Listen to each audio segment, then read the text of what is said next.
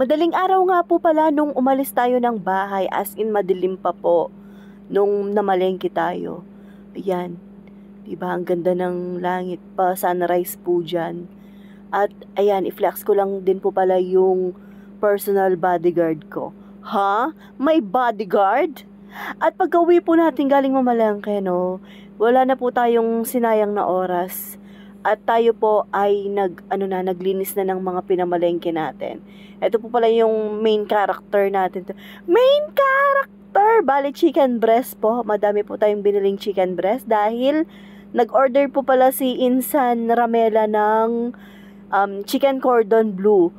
Medyo rush pa po to eh. Masasabi ko pong rush to kasi ngayon lang din natin siya pupukpukin ngayon umaga. Tapos mamaya po natin yan i-deliver mamayang alas 5 po ng hapon. Surprise. Karanin niya yan. Next week pa po yung birthday ko pero nandito na sila. Habang nagpupukpuk po tayo kanina mga kasawlo, ayan may kumakanta ng happy birthday sa harap po natin. Ayan po pala yung mga no problem mommies ko, naalala nila ako, no? October 30 pa po yung birthday natin pero napaka-advance po nila. Kahit nagtatampo po yan mga kasawlo, pinuntahan nila ako kasi hindi na po ako masyadong nakakasama dahil busy nga po sa ating business po, small business po natin.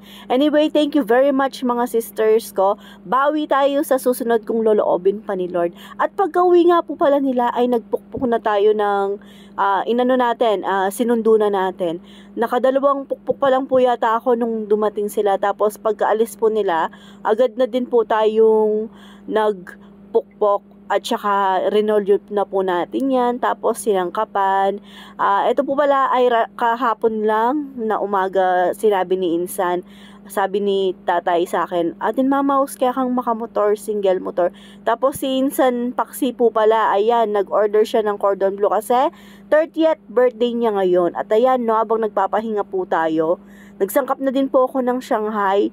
Bali pa order naman po natin yan sa mga 341k bundle natin. Tapos nagdadagdag po ko.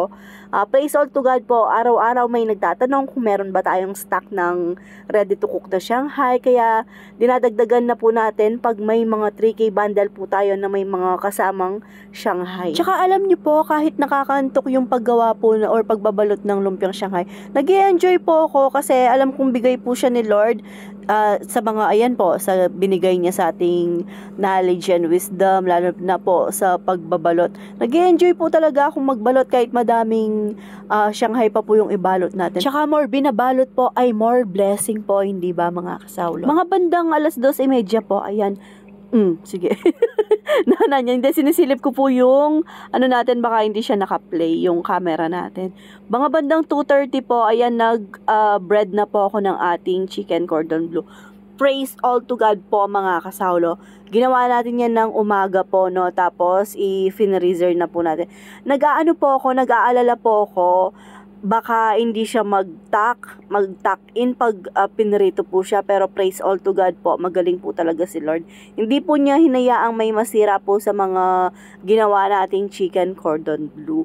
At ayan po, no, nung mga bandang 2:45 na, sabi ko kay asawa, sabihin mo sa akin, i-time mo ko pag 2:45 na, dapat makapainit na ako ng mantika. Nagdalawang salang na po pala ako ng ating chicken cordon bleu.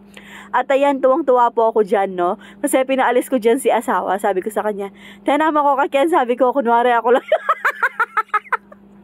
Kunwari ako lang yung nagluluto dito. Pero hindi po.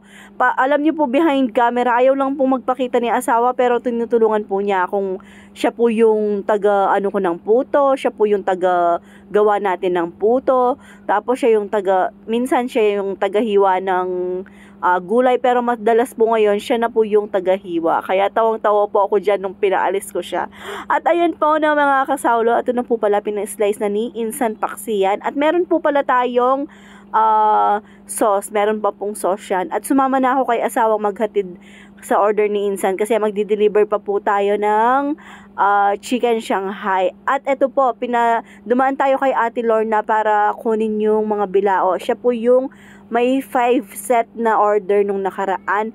At meron pa rin po pala tayong tip na 300 pesos galing kay Insan Paksi. Happy birthday, San. At ito po pala yung mga bigay ng ating No problem, mommies. Thank you. God bless.